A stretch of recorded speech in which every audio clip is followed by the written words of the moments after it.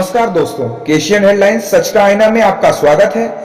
प्रधानमंत्री नरेंद्र मोदी ने मंगलवार को नमामि गंगे मिशन के तहत हरिद्वार, ऋषिकेश और बद्रीनाथ समेत कई शहरों की 6 बड़ी परियोजनाओं का उद्घाटन किया। इस मौके पर पीएम मोदी ने कहा कि आज मां गंगा की निर्मलता को सुनिश्चित करने वाली 6 बड़ी परियोजनाओं का लोकार्पण किया गया है।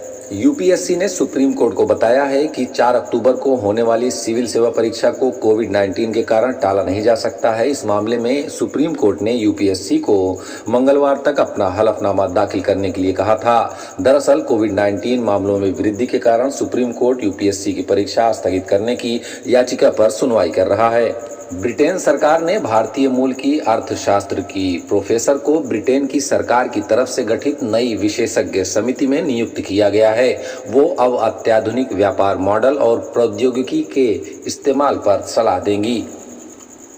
दिल्ली के जहांगीरपुरी पुलिस स्टेशन के 4 पुलिसकर्मियों के खिलाफ करप्शन के तहत मामला दर्ज किया गया है। इस मामले में एसएचओ को सस्पेंड कर दिया गया है। कुछ दिनों पहले जहांगीरपुरी थाने ने 160 किलो गांजा बरामद किया था, लेकिन कागजों में 920 ग्राम ही दिखाया गया था।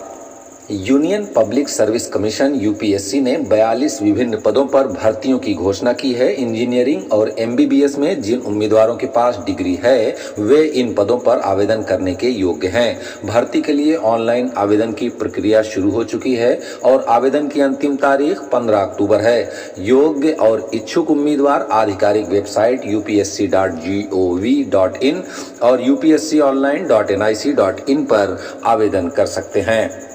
11 राज्यों की 54 विधानसभा सीटों पर 3 नवंबर को उपचुनाव होंगे। चुनाव आयोग ने मंगलवार को ये जानकारी दी। इसके अलावा बिहार में 1 संसदीय सीट और मणिपुर में 2 विधानसभा सीटों पर 7 नवंबर को मतदान कराया जाएगा। मतों की गिनती 10 नवंबर को होगी।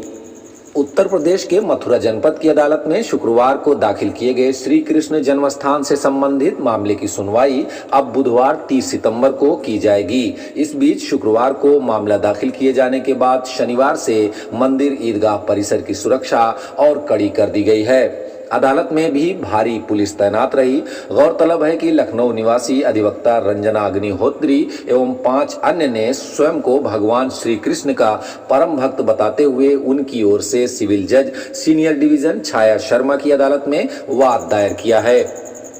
किसानों से संबंधित कानून को लेकर पक्ष और विपक्ष ने अपनी अपनी मोर्चाबंदी तेज कर दी है। विपक्ष सड़क पर है या सड़क पर उतरने की तैयारी में है, वहीं सरकार और सत्ता पक्ष किसान कानून को जमीन पर उतारने की रणनीति बना रहे हैं।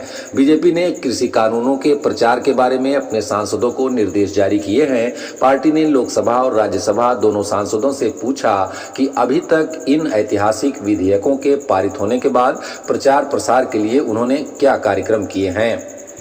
सुशांत सिंह राजपूत की मौत के सिलसिले में दिल्ली के एम्स के डॉक्टरों के एक पैनल ने सीबीआई को अपनी रिपोर्ट सौंपी है। सूत्रों के हवाले से जानकारी हुई है कि इस रिपोर्ट में कहा गया कि उनकी मौत जहर देने की वजह से नहीं हुई है। जहर देने के आरोप और दावे सुशांत के परिवार और अन्य लोगों की तरफ से उठाए गए थे।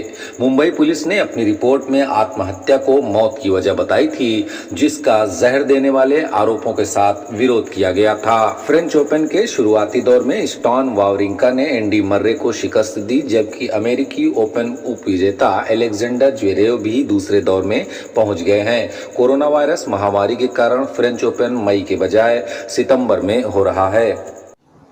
नमस्कार दोस्तों, केशियन हेडलाइंस सच का आईना में देखिए राजनीति, मनोरंजन, बिजनेस, खेलकूद, धर्म और देश दुनिया की प्रमुख खबरें। केशियन हेडलाइंस पर हमारे चैनल को लगातार देखने के लिए सब्सक्राइब करें, बेल आइकन दबाकर अप्रूव करें।